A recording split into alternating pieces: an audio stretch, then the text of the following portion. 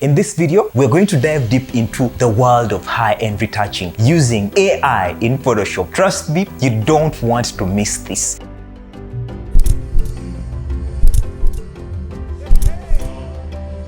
Hey there, fellow creative. What's up, my brother? What's up, my sister? Welcome back to our channel where we bring you the best tips and tricks to level up your digital photography game. I'm thrilled to have you here today because we have something really special in store for you. If you're a beginner, you need to watch this video till the end because I'm going to amaze you. Before we jump into the nitty-gritty, let's first take a moment to understand what exactly high-end retouching is all about. Well, it is a technique used by professionals to enhance and refine their photographs, taking them to the whole new level. We'll be focusing on using AI plugins, which are powerful tools that can make your retouching workflow even more efficient and produce those stunning results, even if you don't have a lot of experience in Photoshop. And this is what we are here for today. However, some of these plugins are not free. They will need a bit of investment from your side. But if you don't have money, no worries. I'm also going to share with you how you can do it the other free way, without of course spending any dime on it. However, that particular workflow is going to take you a lot of time, so the only payment you're going to have for this other workflow is you're going to pay with your time. AI plugins are a game changer when it comes to high-end retouching. They leverage the power of artificial intelligence to analyze and understand the images, making intelligent adjustments to enhance the overall look of your photos. These plugins can save you countless hours of manual editing while still delivering marked results. Guys, isn't that amazing? Alright, it's time to roll up your sleeves and get into the actual retouching process. I'll walk you through step-by-step tutorial on how to achieve high-end retouching results using AI plugins. Click the first link in the description below to download the photo so that you can follow along. I'll walk you through step-by-step on how to achieve great high-end retouching results using AI plugins. We'll start with skin retouching, smoothing out of course the imperfection while maintaining the natural look. Then we will move to enhancing the details like hair, lips, giving the subject of course extra pop. Let's get on to computer. So this is the image we are going to work on. This is taken by Canon 5D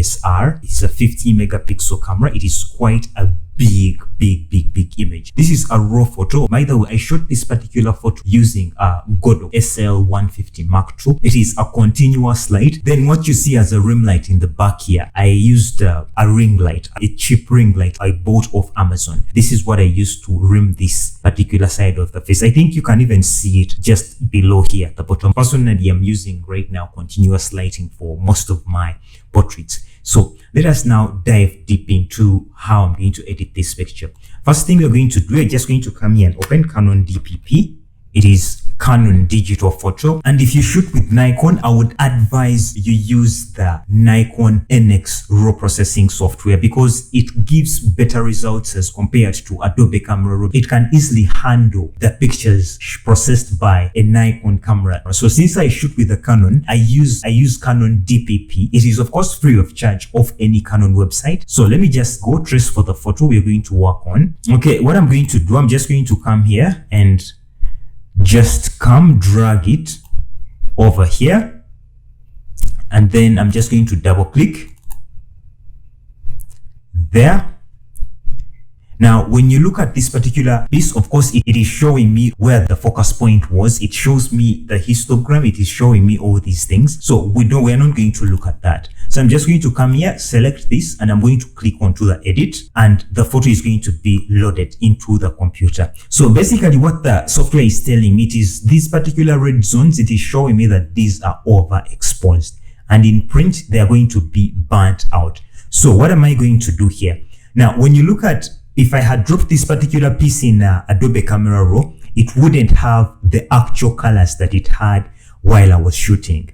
You know, now this is how I saw the image on the screen. What this Canon DPP does, it does not make the picture gray and grainy as the Camera Raw does it. You don't start on a plain canvas. You just have to complement this particular image, this particular raw image with more of your artistic vision. So basically you start at the way the image is featured on your camera screen. It's the way it projects it here. So it's up to you to make adjustments here. So I will come and adjust the brightness a little bit so that I have more details. So I'm also going to come, you see how the highlights have got more details.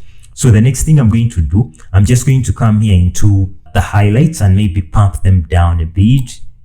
And I'm going to enhance the shadows just a bit to give it, you know, that kind of pop. I don't want to take it overboard for it to have that HDR kind of look. You still want to have the chiaroscuro feel where you can see that gradation from light to shadow. But it being a beauty shot, definitely I'm not going to fuss so much around. And the other amazing thing about the Canon software is that it has also these particular things to do with lens corrections. It can easily read what Canon lens you used and all that stuff. Let me show you actually the other amazing thing that I noticed about this particular software. When you go into Adobe Camera Raw, you're going to realize in the picture style section, it only has the very first picture styles. Now, this particular software, the Canon DPP, has all the picture styles I have. For example, I shoot so much in fine details most of the times.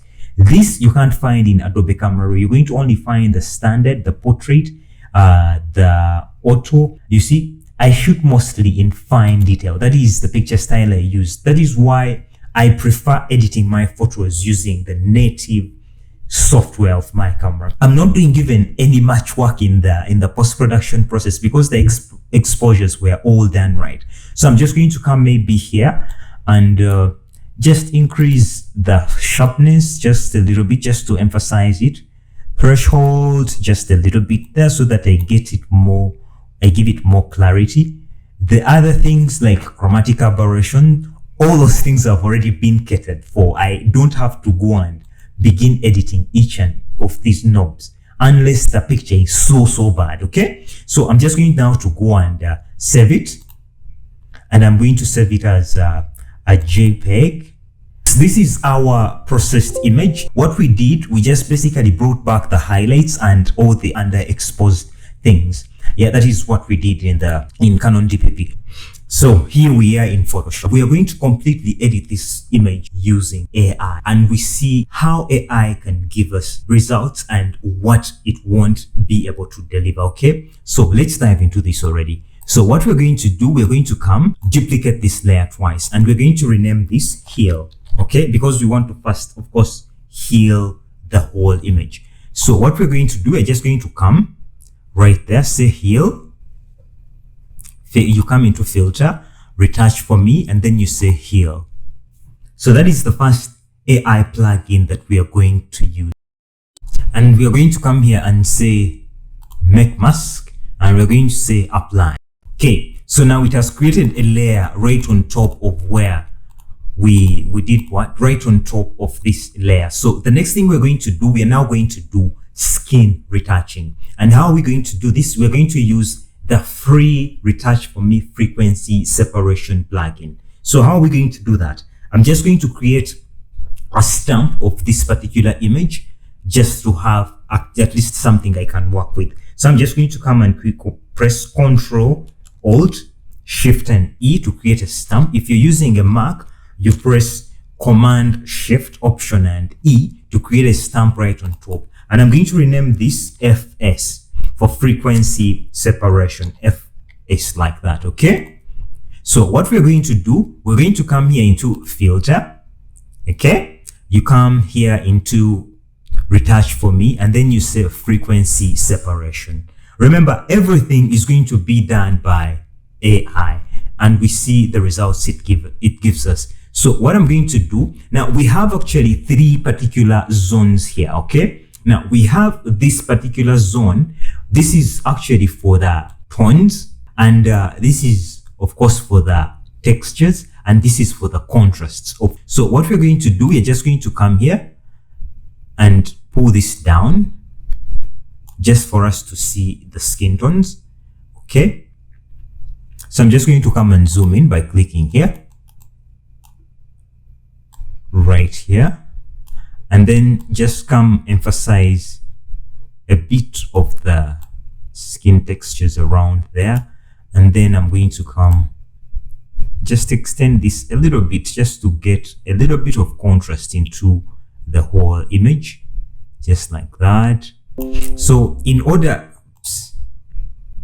So in order for us to make even the effect more intense, we may even come here and say blend like this. Okay. Now, the more you push the blend button, the smoother the skin is going to get. But we don't want to lose out on the details of the skin. So I'm just going to come and reduce this just a little bit. Just like that. So we're going to come here and say, okay, I will just come and still click onto the Make Layer tab, and I'm going to say Apply. Okay. So now here we have, of course, the high frequency, which is the textures. Then we have the mid frequency, and we have the low frequency. So I'm just going to come over into the low frequency here, and I'm just going to create a layer mask just right next to it. And I'm going to press Ctrl-I just to invert, okay, this particular thing. And I'm going to come into that with my brush right here. I'm going to make sure that the opacity and apply in 100 caps lock in order for me to see my brush. And I'm just going to come and paint over like this, just to get the skin smoothed out.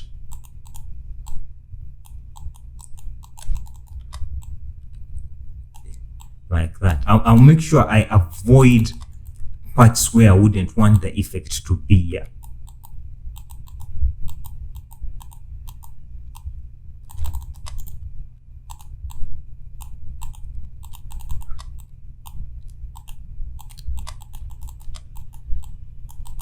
Like that. I come around here as well. Of course, we took ours overboard. Yeah. Like that. You still come and paint over these particular zones like that. So we have our frequency separation done. What if we want to emphasize the texture even more? What I do, I just come and duplicate this just to have the textures even more emphasized, like just like you see in this particular image. Because when you look at it, I had lost all the textures. So to emphasize the texture, I'll just come and, you know, just duplicate this just for me to get those textures actually more vivid. Okay, so that is how the AI has really done that. Frequency separation of AI has worked onto the skin textures of this particular image. I've not practiced with it enough for long, but I would use this particular frequency separation plugin in situations where I don't have the time to go through the layer building and like where I just want to click onto a button and of course have the whole skin edited automatically. The next plugin we're going to try now the portrait volumes, which would be like the global burn and dodge. So what I'm going to do, I'm just going to press Ctrl Alt Shift and E to create a stamp. Okay, and I'm just going to come here into filter, yeah, and I say retouch for me, and I'm going to say portrait volumes. So what portrait volumes does, basically it creates depth into the whole image. Oh, okay, I'll update it. Yes, they are telling me there is a new version of the app that is available. So what it does, basically it creates that kind of dimension into the whole image, whereby it emphasizes the highlights. So I'll just come here and say I'll keep it in there in its default. I'll still create a soft layer at the top, a soft light layer at the top right there. You see what it does, basically it does the global burn and dodge for you. That is what it does for you. So if I come here and say soft light, look at what you have. That's the before, that's the after, before and after, before and after. Basically it creates the global burn and dodge for you. Now it is good if you're not really familiar with the whole process of burn and dodge. Let me first put it in normal again, just for you what it has done.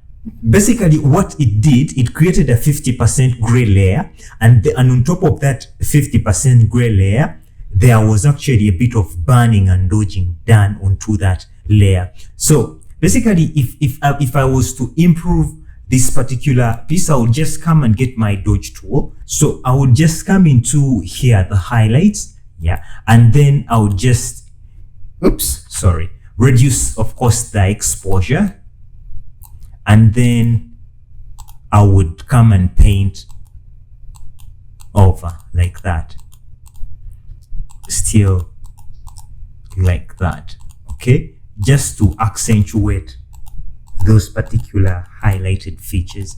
Okay, now the problem I have with it actually here is that it also adds a particular layer on the eyes, which makes the whole image look like there is a fog on the whole image, because somehow they dodge into the eyes are also seen as highlights in the picture.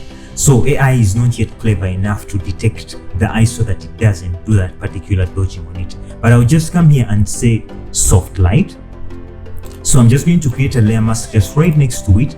And the next thing I'm just going to do, I'm just going to come here and say, and just erase it like that and just remove that.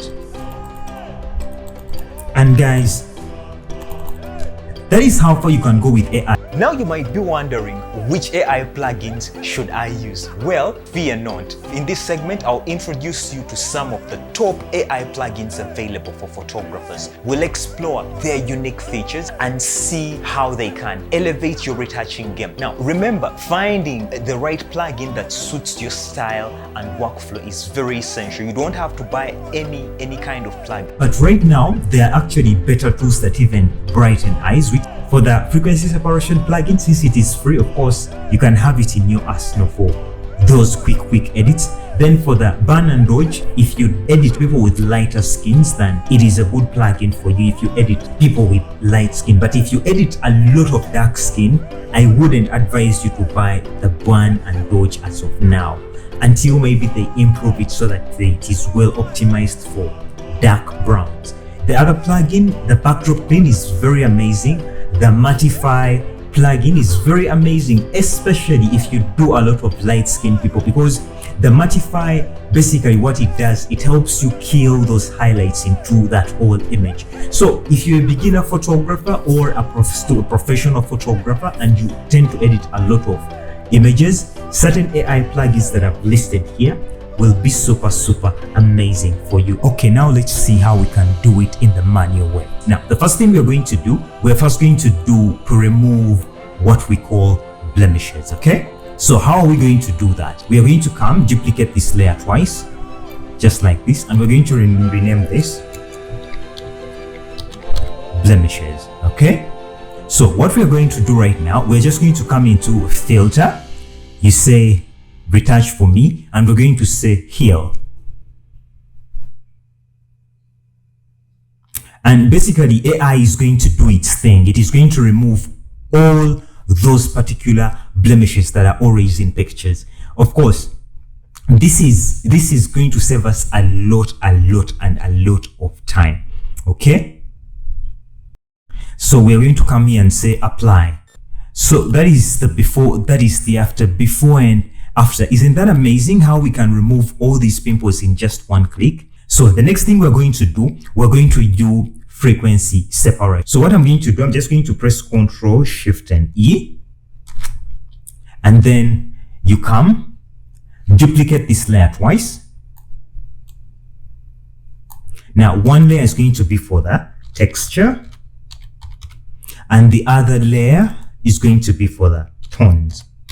Now, for those of you who don't know what frequency separation is, now, frequency separation is a high-end retouching technique that professionals use to give them the ability to edit textures of the image alone and the colors of the image alone. Basically, what it is going to do, it is going to separate the image into two sections to give us the ability to edit the colors of the image on their own, and also edit the textures of the image on their own. This is what it is going to do. So how do we do that? You come here, let us remove this particular, the eye icon, so that we only have this layer that is visible. So you're going to come into the tones, you click here, you come into filter, you say blur, Gaussian blur. Now, this is where I need your maximum attention. This is where most people mess up. I see a lot of pictures out there where people have turned the pictures into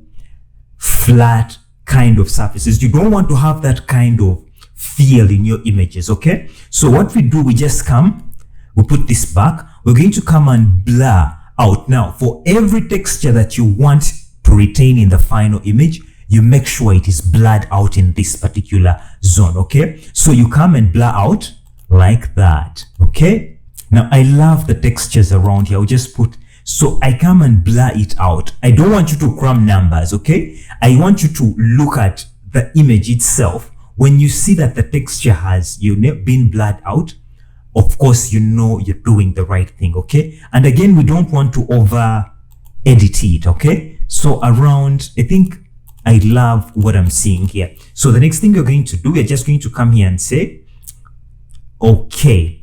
Now, before I do, I click okay. I want to remind you that the things that determine the amount of blur you put here. One, is it a full picture that you're editing, or are you editing the megapixels of the image? How much megapixels does the image have? Now, this is shot with a 50 megapixel camera. It is a big image. That is why the radius is even much higher. When you realize a picture shot maybe with a Mark III or any camera that is below, that is about 24 megapixels, definitely this radius may be a bit on the low end, okay? So what we're going to do, we're going to come here and say, okay, yes. So the next thing we're going to do, we're going to come and click onto the texture layer right here, make it visible, okay? You're watching this.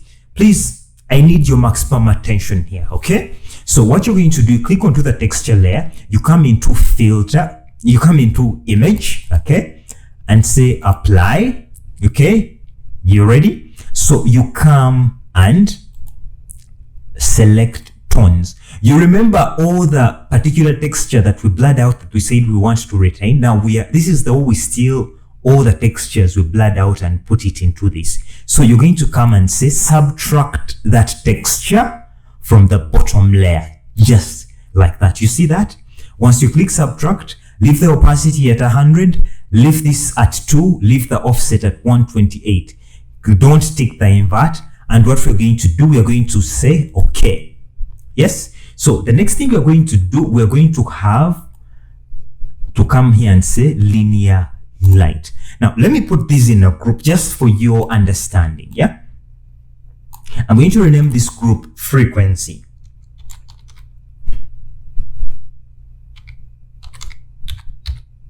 Frequency. Okay. So what are we going to do now? Now we have this particular texture layer, the one you see here, yeah, and then we have this tonal layer. Now when you click the before and after, you realize there is nothing that has changed. You know why? Because this particular image is the same as this image. The only difference is that here we've separated the textures from the tones. So basically we've divided the pictures into two elements. Okay, so let us now begin by working on the textures.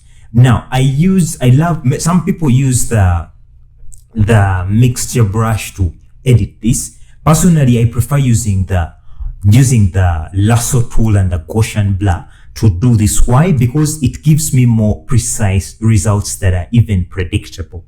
Unlike the mixer brush, of course, the mixer brush, unless you're very good at sculpting, you know, it will produce a bit of distortion if you're not so good. But if you're very good at sculpting and, you know, doing all the mixing and the like, definitely you get good results. But if you're not, and you don't have a lot of time really to go on rubbing each and every part, drawing and mixing each and every section of the image, definitely you have to make sure you have to use the Gaussian blur, okay? So you're going to put the feather at around 18, and we're going to begin now blurring out. You come and select this, okay? You say filter, blur, and then you say Gaussian blur. And then what we're going to do, we're going to come and blur out so that we align the textures, okay? Just like that. Make sure you don't take it overboard, because we don't want to make the skin of course, plastic. So when you come here, you're just going to come right here and then select this. You say filter, blur, Gaussian blur, and then still we just come and continue doing that all the way like that. I press Ctrl Alt Shift F to repeat the action, just like that. I still come here as well.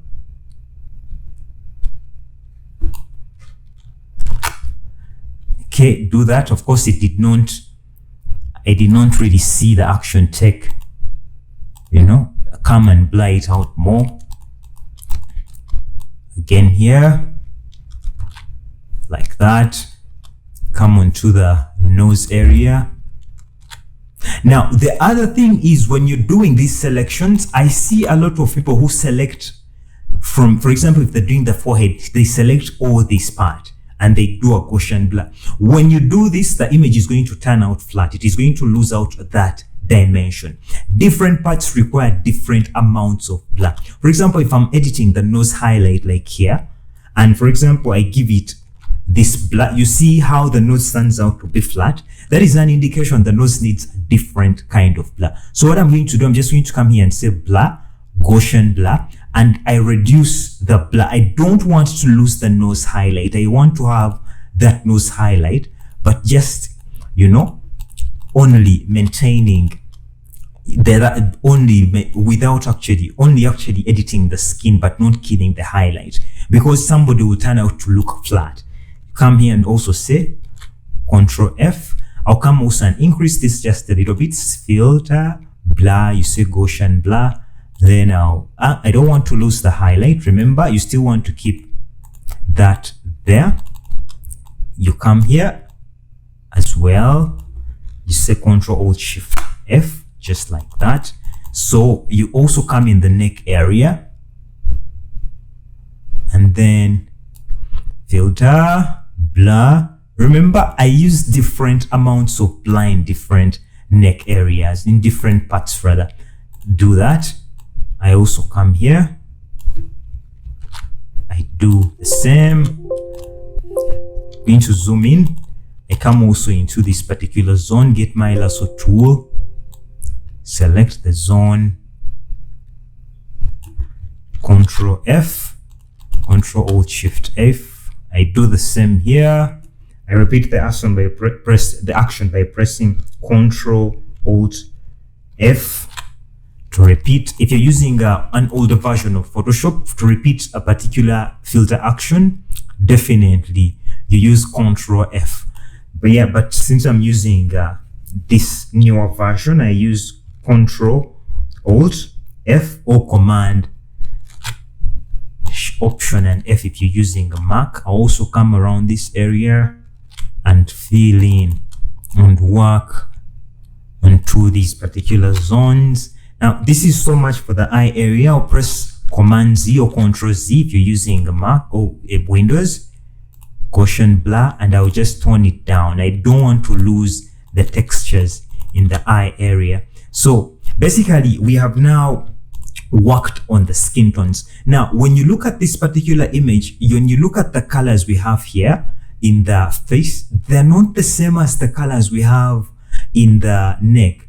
Basically, the foundation they used in the face area seems to be more brown, more vibrant than you know, the one that is in the neck. So what we do, we come here into this particular above the tonal area, and we're going to call this the blotch. We're going to remove these blotches. These, like, those are like patches. Okay, so you get your brush, make sure this is in normal, make sure the opacity is at 100, and we're going to put this at 3, in between 3 and 4. Yeah, because you don't want the action to be so intense. So what you're going to do, you're going to get your brush tool right here. Make sure it is a soft round brush. And then what you're going to do, you're going to press Alt or Option if you're using a Mac, and pick a color just like that. And then we're just going to come and paint around this particular area. The only thing we are doing, we are just matching the colors of the neck And this actually is a common problem with dark skin. So it's the same applies here. Now we cannot get this color and paint it over here. Why? Because when you look at the whole image, the light is hitting the image from this side, and there is a shadow towards this side, and the neck being cylindrical, yeah, we cannot actually have it, you know, have that similar color. Okay, so what we're going to do, we're going to just come and get this particular shade right here, maybe like this brown here, and it is what we're going to come and paint over with around this area. Okay, of course it doesn't have to be perfect. What we are doing, we are only filling in. Now there are also these deep shadowy areas just like that. Okay, now let me just show you what we have. Look at this.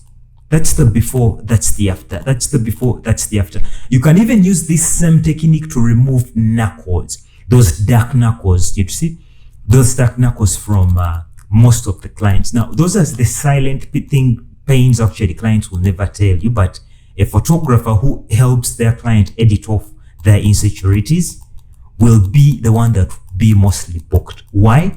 It is paying attention to detail. Okay, now you come and brighten up those knuckles. You don't want the fingers and knees looking very, very extremely dark as compared to the rest of the face. So the next thing we're going to do right now, we're going to work on the textures. So how are we going to do this? One, we're going to come create a black and white layer just on top here. This is just going to help us expose more of those particular textures that AI didn't remove. Okay, so we come and just crush down the reds. Now, but when we look at it, I feel the Retouch4me plugin of He already did a wonderful job. It removed most of the blemishes, but we're going to just come and clean this off. The ones, that is if you're doing really high-end stuff, you just come and get this and then click over and remove just these white heads.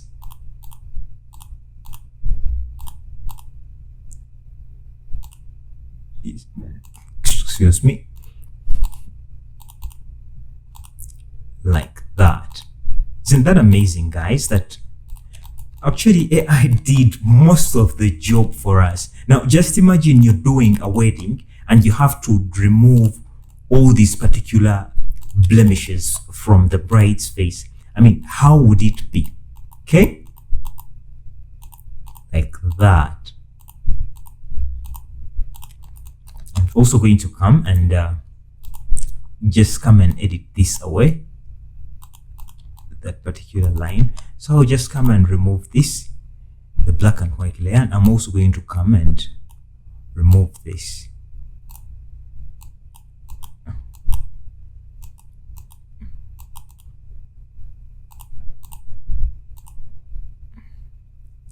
So the black and white layer, yes, just like that.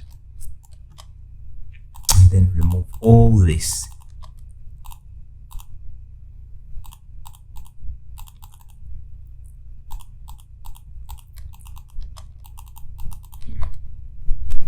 Okay, guys, I think as far as skin retouching goes, I think we are done. Okay, now in the next step, we're going to show you how to do burning and dodging. Now, when you look at this particular image, of course, after, let me delete this. We only needed this to help us show us where the freckles were, okay, rather the pimples were. So look at this. That's the before and that's the after. Before and after. Now we have a problem.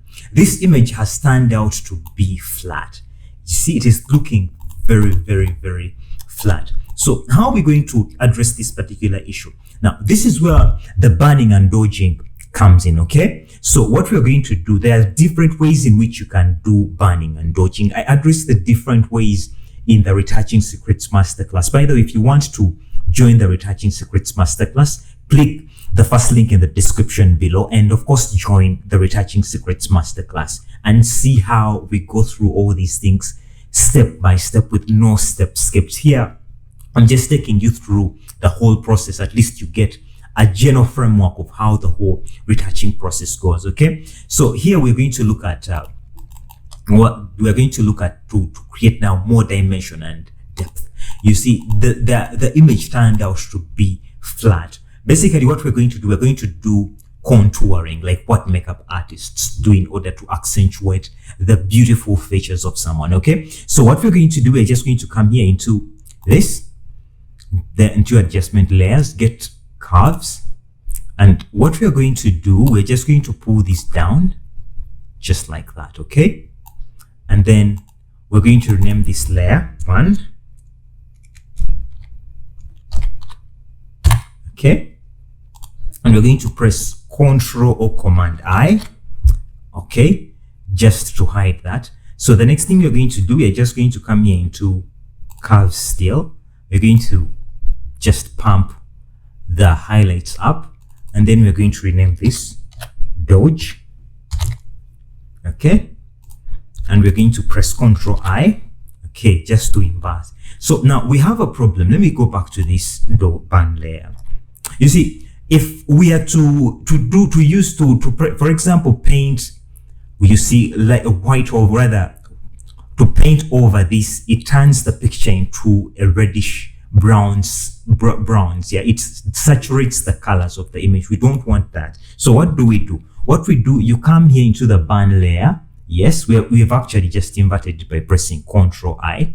The band layer, you come here and you create a hue saturation layer, just like that. So we're going to click onto the band layer again, right here, Ctrl I, okay? And then we're going to click onto this hue saturation layer, and we're going to create what they call a clipping mask. So what does the clipping mask mean? We basically telling Photoshop that, hey, I want this effect to only affect the layer below it, okay? So what we're going to do, we're just going to come into this and reduce the saturation so that we get it close to the color that we are looking for.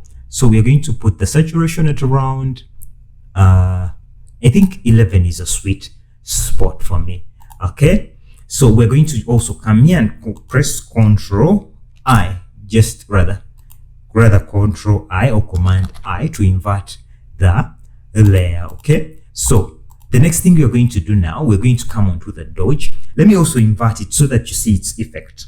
Ctrl I. Now, when you look at the Dodge, of course, it has brought in a lot of yellows into the whole piece. So what are we going to do? We're still going to do the same thing. We're going to come here and say hue saturation. Remember how we did last time? We're going to come right click and then say create clipping mask. So again, we are telling Photoshop, hey, I want this effect so only and only affect the bottom Dodge layer. Okay, so what we're going to do is select this and then click onto this, and then we come and tone down the saturation. We don't want it to appear too yellow. Okay, so I'm going to keep it at around 11.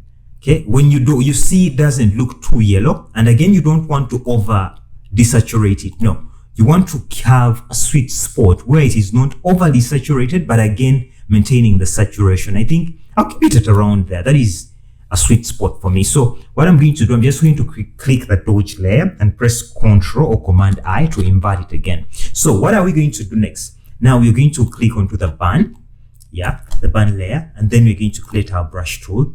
Opacity, keep the opacity at 100, the flow at anywhere between 2 and 4, but not beyond. So let me first show you what the parts you're going to burn and the parts you're going to dodge. Okay, let me just create a help layer just at the top. Now, okay, now what are we going to burn?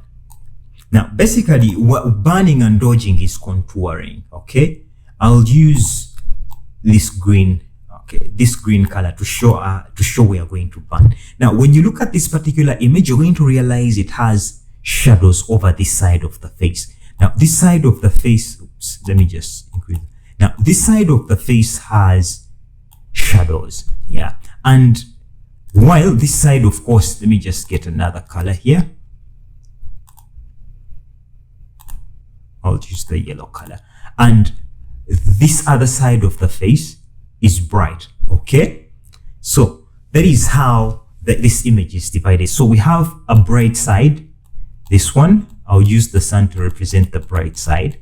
Yeah, and then we have this side that is in shadows. Yeah, let me just use the moon. My drawing skills on using a mouse are not the best. So we are going, this side is going to be mostly going to enjoy the burning effect, and this side is going to mostly enjoy the what? The dodge effect. Now, there we are just looking at the image as a whole. Now, how about the individual parts of an image? Okay, how are we going to do that? So basically, what you want to do is you want to come and burn around the edges. Of course, you're going to get the shadows more intense to burn more towards this side over the edges of the face, just like that. Okay, why do you do this? You do this because you want to bracket the face in. Okay, so the other part you're going to burn these particular cheekbone areas. And why do you burn these? You burn into these particular cheekbone areas in order for her to get that chiseled kind of feel. If somebody, for example, has a round face, that is the only way you can elongate it. And it also, this particular thing also helps accentuate the cheekbones, okay? So that somebody looks slick. So we are also going to burn around this particular zone, and also you're going to slightly burn over this particular zone. The other parts you're going to burn into the eyes, of course, the eye details just right there, then right below here, and of course around below the orbit zones, and of course we're also going to burn around this particular area. Those are the parts we're going to burn. So which parts are we going to dodge? So when we talk about the dodging, you want to dodge over the highlight zones, like into those areas. You want to dodge the nose highlight. You want to dodge around the cheekbones so that we have light and shadow. It is a game of light and shadow. Also around here, we're going to also dodge, and also you're going to dodge over this particular zone. We're also going to dodge into these, and okay. Of course, you're not going to do, you don't have to do everything the high-end way, but you get the framework, right? If you're enjoying this, in the comments below, tell me whether it is making sense. Just say, it is making sense, Oscar, just in the comments below, okay? Now, let us now do this thing, okay? I'll delete this. This has just been a guide, okay? So we're going to get back into our burn, and then you get your brush tool. Make sure the opacity is in 100, and here we're going to keep it at around 3 so that we are faster. Yeah.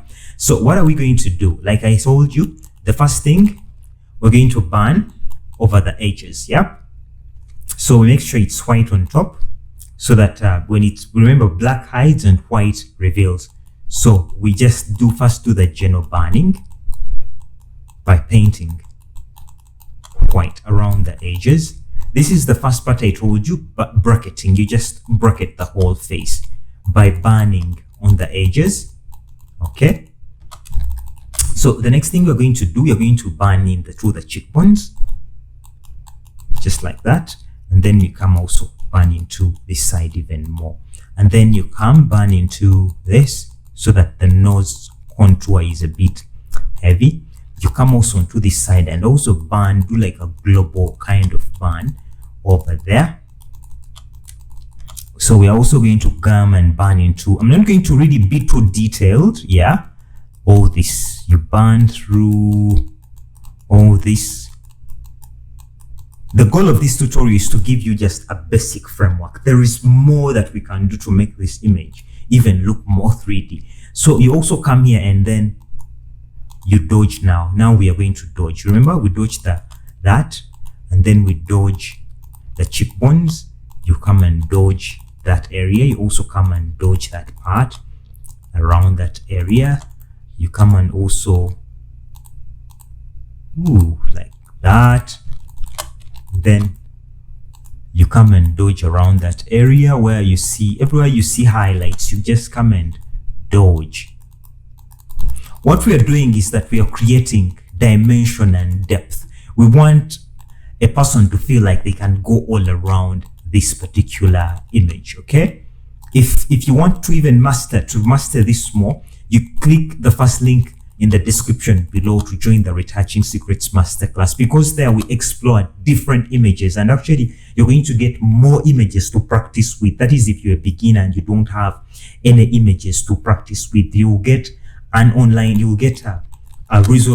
gallery with hundreds of images that you can practice with. You're going to learn all the different ways of how to address different retouching challenges you're likely to come across. My goal is to help you build your business and make more money out of your camera, out of your skill. That is my only goal for you. I want you guys to be successful, okay? Because I love you so much. You guys have made me, the subscriptions you've given me, you being part of this community, man, I can't appreciate you enough.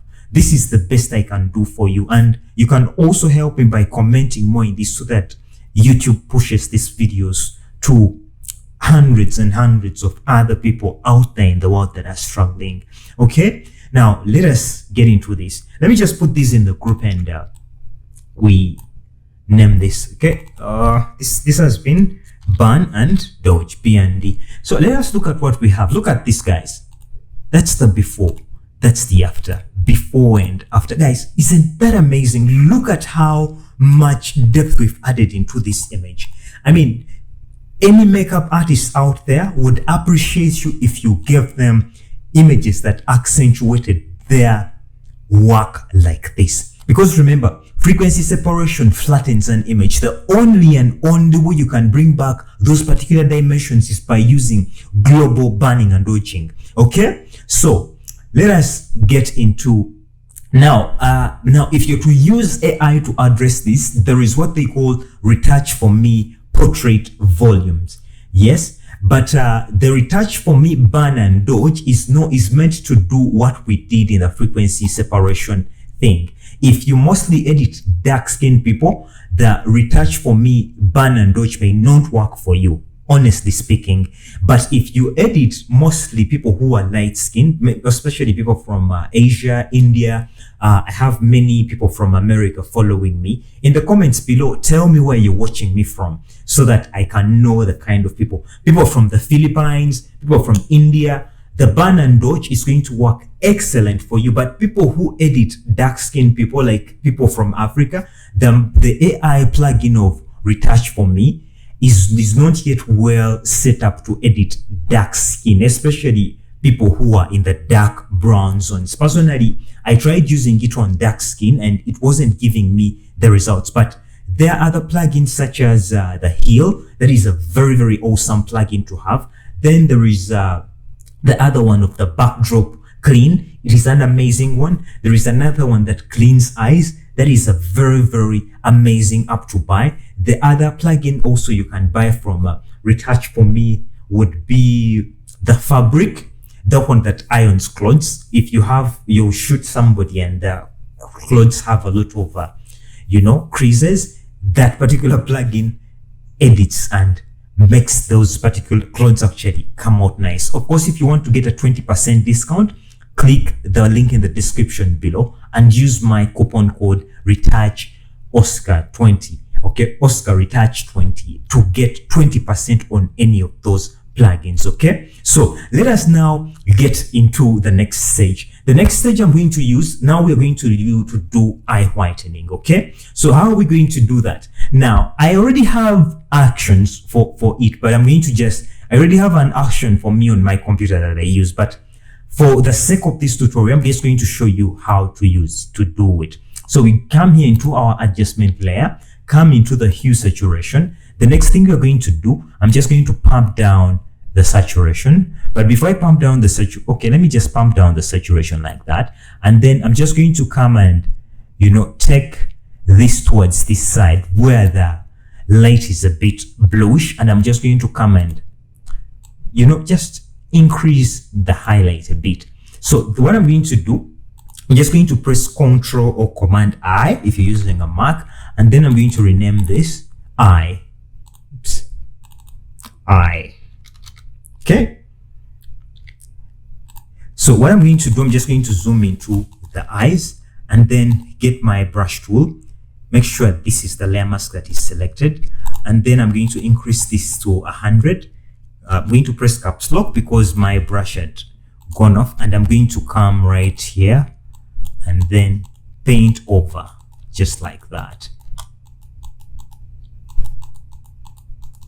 Okay, now this is where most people get it wrong. Most people, when they are whitening the eyes, they even tend to whiten this particular zone. Guys, don't do this, please. You're going to end up having people that have robotic eyes, and you don't want to do that, okay? So what are we going to do? We're going to get our brush right here, and then we're going to make sure black is on top and rub off wherever, you know, this particular effect has gone and we don't really desire it. Now, here is the other trick. Now, when you're also editing eyes, you see the eyelids cast shadows right below the eye orbits, okay? Also, eyes need a bit of contouring, okay? So what are we going to do? So you just come here and then just erase slightly at the top so that you don't have to whiten this particular shadow that is casted by the eyelid. Okay, so you just come and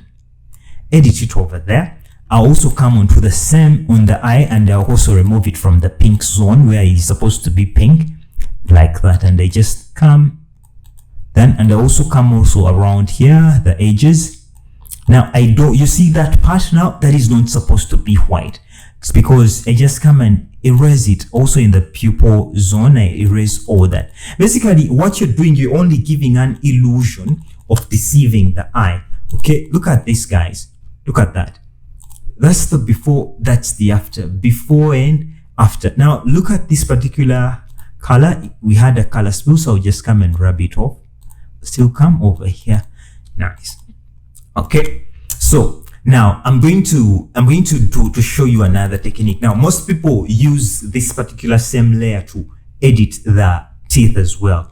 Now, this is my advice to you. When you look at the amount of light that is hitting the eyes and the amount of light that is hitting the teeth, these are completely two different kinds of light. If I whiten the teeth using this particular same layer, of course, I would have the teeth looking very, very artificial because I want the eyes to be whiter than the teeth, the fact that they are outside and the teeth are inside in the shadow zone. So what I do, I'm just going to come here and duplicate this. Oops, sorry. And then I'm going to rename this teeth. Okay. And what I'm going to do, I'm just going to get my brush and select this, and I'm going to erase away, you know, all that from the eyes. Though that was remember, we just got a copy of this, and I'm going to zoom in the teeth and then right click, and I'm going to just come and do that. Now, let me show you. This is the mistake most people do. Now, look, if we whiten the teeth like this sincerely, and I see it in a lot of beginner pictures who edit pictures, and you get the teeth looking very white as the eyes. Guys, it doesn't have to look like this, okay? So what I do, I'll just get my brush, make sure black is on top, and when you look at the way I've done it, I've not even whitened this other side because remember, they are in shadow zones. I still want to maintain that feel. So I'm just going to come and of course do that, and I'm just going to also edit a little bit. Remember, the mouth, the upper lip casts a shadow below, you see, the mouth. So I'll just come and still do that, and I'll remove also this. So basically, I just only want to give, an illusion of, I just want to give an illusion of what? Of a highlight on the teeth. So I'm just going to come and reduce the opacity of the effect right here. Basically, the whitening that has been done is not the typical whitening. It is just a slight whitening. So the next thing, what am I going to do next? So the next thing I'm going to do right now, I'm going to add more presence to the portrait. And how do we add more presence? We add more presence to a portrait by changing the eye color, not changing the eye color, but of course breathing life into the eyes. Now when you look at her, she has brown eyes, but for some reason the brown got dissolved in the surrounding. That's why most of the studios are usually painted gray or black, so that you can still maintain those neutral colors of the eyes. So what do we do? Usually I have, of course, an action here called eye presence. For those of you in the Retouching Secrets Masterclass, you have all this action pack, so you can only just play those particular actions. But let me show you how you can do this. So you come here into these adjustment layers right here, and then you come into the curves, okay, right there. And then what you're going to do, you're going to come into the reds and increase the reds. We only look at the eyes, okay? After increasing the reds, you get into the blues. Add a bit of yellow by going down so that you get the browns. Amazing. And the next thing we're going to do, we're just going to come and call this eye presence, just for our understanding. Yeah. And we're going to press Ctrl I. Yeah. Okay. So the next thing we're going to do, we're going to click onto this, and then we're going to reduce our opacity to around 17, and then we're going to make sure white is on top, and we're going to paint over these particular zones like that. Now the trick is, make sure you don't paint onto wherever you see white, because it is going to turn out looking robotic. So we're doing eye contouring just like that, okay, right there. Okay, so the next thing we're going to do now, we're going to get now a hard brush. We're going to harden this brush, and now you see this pupil, this particular pupil. What did I call it? Okay, and now we're going to make sure black is on top, yeah, by swapping it, and we're going to just increase it just a bit, and then we're going to erase. I'm going to put this in 100 so that I do it once, and then erase that over there, and also erase that over there. Why we are doing this, we want to get the pupil more accentuated so that she gets those beautiful girl eyes. Okay, so here we are. Look at this. That's the before, that's the after. Before and after. And guys, look at what we have, guys. Isn't this amazing? Isn't this amazing, guys, that we can do such amazing things using AI, combining in a combination of tools like AI and the like. Anyhow, now let's now get into the other phase. The other phase, of course, would be color grading, but since we did most of our color grading into Canon DPP, I don't think there is pretty much we can do about this right now. Do you want me to go into details of how I do color grading? Well, this is actually, the color grading bit is going to be in another tutorial. If I can get 10,000 views on this video, I'll be enticed to make a color grading video. Please, in the comments below, tell me if you're interested in the color grading video as well for this particular video. Congratulations, my friend. You've made it to the final segment of this tutorial. But before we conclude, I want to remind you of something very crucial. Unleash your creativity. While the AI plugins are incredible tools, they should never replace your artistic vision. Use them as a helping hand to enhance your work, but always remember to add your personal touch. It's what sets your art apart from the rest. There you have it, folks. We've journeyed through the world of high-end retouching using AI plugins. I've also showed you the free way on how you can achieve the same results the manual way. I hope you found this tutorial both informative and inspiring.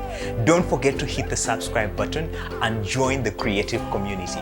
We have a ton of exciting content coming up, and you don't want to miss out on these. As always, keep creating, keep exploring. I'll catch you in the next video. Until next time, remember to stay inspired and thank you so much for tuning in today. If you've enjoyed this tutorial and found something helpful, of course, give this video a thumbs up, and in the comments below, tell me what has resonated with you. And if you have any questions or suggestions for future videos, leave them in the comments below. Your feedback means the world to me, means the world to us. Remember, the journey of learning never ends.